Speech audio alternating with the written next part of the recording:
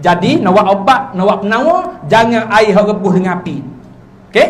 Baik, nak ajar ni. Start malam ni, siapa yang ada darah tinggi, siapa yang ada kecil manis, siapa yang ada kolesterol, siapa yang ada lemak tepu, tolong beringat. Siapa yang asid urik tinggi, gout, bukan go out. Gout. Kalau go out, tak sebab ah. Dah lupa kubur. Mati ya go out. Gout. Siapa yang ada penyakit gout, cuba amal. Ambil buah lemon. Buah lemon. Amal tiap hari tak apa. Buah lemon, belah dua, perah air dia lebih kurang 1 sudu besar. Perah air lemon 1 sudu besar, kucar dalam segelas air mineral ataupun air tapis. Sesudu air lemon ni, ubah dalam gelas dengan air mineral ataupun air tapis. Ayat yang kena baca, yang pertama Al-Fatihah 3 kali. Baca Al-Fatihah 3 kali, air lemon dalam gelas ni. Lepas Al-Fatihah 3 kali, baca 3 kul. Sekali.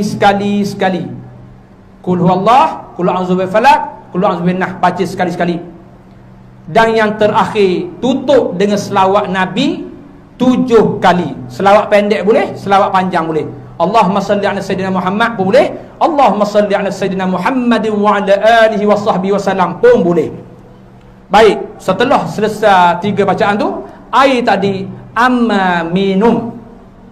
Waktu mana paling mustajab? Sebelum tidur. Dia akan proses habis segala makanan hok dalam perut kita dengan air yang kita baca ruqyah hadis.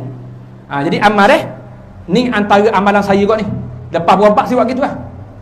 Nak pulih balik kita letih dalam badan kita. Jadi amal tu nombor 1.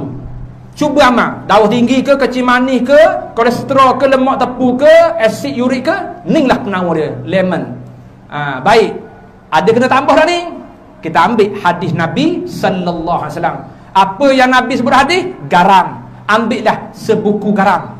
Garam kasar letak dalam tu. Ia penawar sihir. Kalau kita amal tiap-tiap malam, insya-Allah kita dicegah daripada terkena sihir santau orang.